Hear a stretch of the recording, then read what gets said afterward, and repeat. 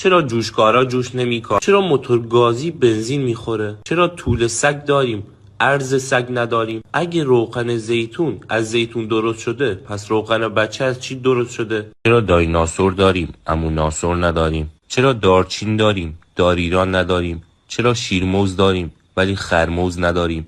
چرا سرما سوز داره ولی گرما گوز نداره؟ چرا کدو تنبل داریم کدو زرنگ نداریم؟ چرا باتری ساز باتری نمیسازه؟ چرا سرباز داریم پاباز نداریم؟ چرا فرعون داریم صاف اون نداریم؟ چرا ابکر جوجه داریم اکبر خروس نداریم؟ چرا اتوماتیک داریم اتوریمل نداریم؟ چرا لوبیا داریم لونیا نداریم؟ چرا 60 پا داریم 70 پا نداریم؟ چرا بانک رفاه کارگران داریم بانک رفاه پولداران نداریم؟ چرا فرانسه داریم فرانچار نداریم؟ اگه زمین گرده آباش چرا نمیریزه تو فضا؟ چرا انبردست داریم شاشبردست نداریم؟